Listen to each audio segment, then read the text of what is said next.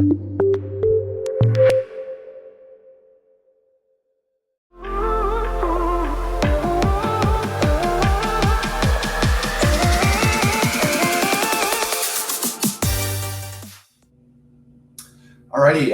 welcome back to Innovate with invent.ai. I'm Skyler Davis here, VP of Strategic Accounts, and we're going to talk about the World Cup a little bit. Specifically, we're going to kind of continue the theme about what retailers get wrong about demand surges. So when we're thinking about demand surges and an event like the World Cup, which is the biggest in the entire world, it exposes huge execution gaps in real time. So like last episode, I was here with Zach breaking down Prime Day, another massive event. And the big themes there were pricing moves, demand spikes, and how quickly retail assumptions start to fall apart when pressure hits the system. If you remember from the last conversation, the theme was pretty simple.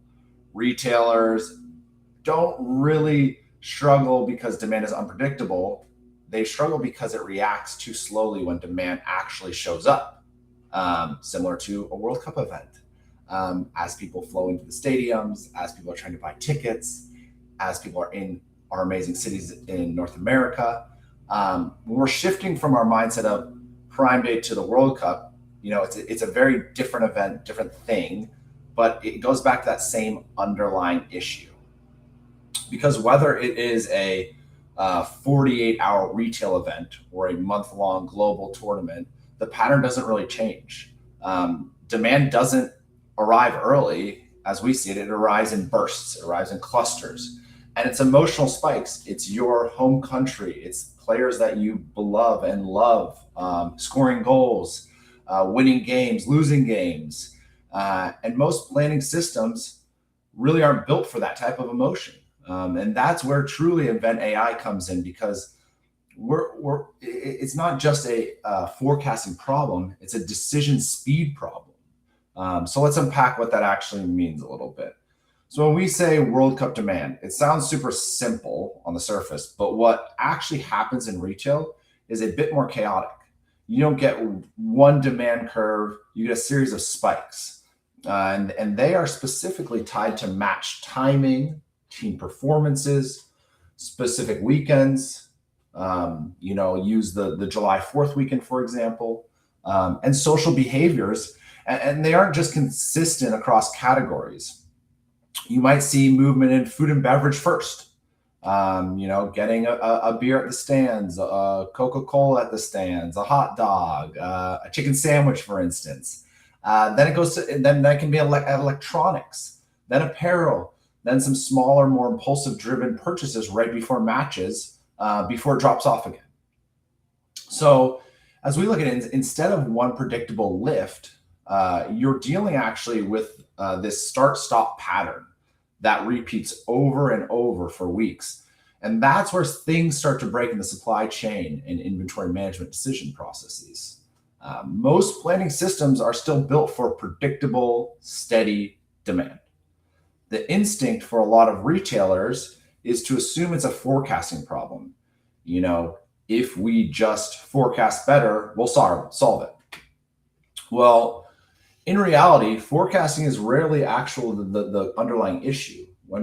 Even when forecasts are directionally right, execution still falls apart. Why does that happen? Well, the reason is simple, actually. Demand doesn't show up evenly across the network. It shows up locally, one city at a time. One city spikes early because of a match result. Another spikes later because one store gets hit hard on a weekend and barely moves, etc. But inventory decisions are still made centrally and still move too slowly to keep up with those impulses, those emotional decisions, those spikes, those clusters, as we mentioned. So what happens? Well, you end up getting stockouts where demand is actually happening and you can't have the basis for it. And excess inventory it just is. That's what happens. It piles up. By the time replenishment or reallocation kicks in, the moment has already passed. And that specifically, that's not a forecasting issue. That's a timing and decision lagging issue.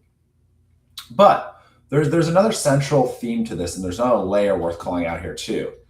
And that's around demand isn't just moving faster, it's actually spreading differently.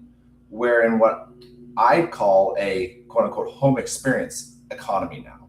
So people aren't just, sitting in their living room watching matches. They're using this time to upgrade TVs, buying better sound systems, stocking their fridge with their favorite snacks and drinks, for not only them but for groups that are coming over and watching the matches.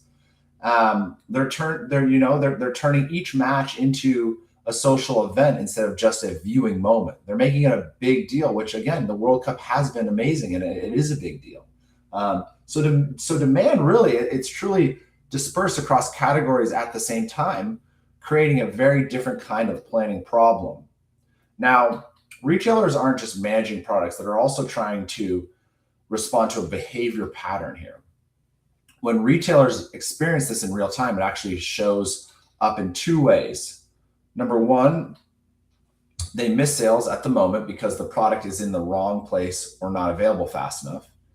And number two is they feel the effects of it right after, in the form of what we mentioned before, excess inventory or markdown pressure, because the system catches up too late.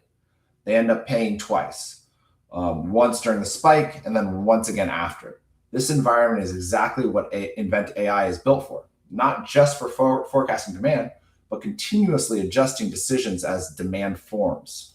As you look at it, instead of waiting for the system to confirm what already happened, you're responding while it's happening. And that can look like a couple scenarios here. It can be reallocating inventory across locations as demand shifts. It can be adjusting pre-season decisions like size curves, pack configurations before they're actually locked in. It can be coordinating inventory across channels instead of treating stores, DCs, and digital separately as different channels. It can be consolidating those channels and making it concise. The important part is that it's not just automation making those calls in isolation. I think that's a big call out. It's AI working alongside embedded human expertise, bringing that human in the loop experience. So decisions can continually stay fast, but they also stay grounded in commercial reality. Because we look at speed without context doesn't actually solve retail problems. It just moves them faster along. So if you zoom out, the World Cup isn't really the point here, even though I love the World Cup. It's just a very clear example of something bigger. Prime Day already showed it. The World Cup shows it again and again. And every major retailer moment in between shows and the same types of patterns. Retail doesn't just struggle because demand is unpredictable. It really is struggling because its decision systems can't move at the same speed as demand itself. So I'll leave it there. The World Cup is just one more example of the same pattern we keep seeing in retail. It's not just the demand is unpredictable, it's that the response takes too long. And that's exactly what we're focused on solving at Invent AI. I appreciate you being here, and we'll see you on the next episode of Innovate with Invent AI. Thank you.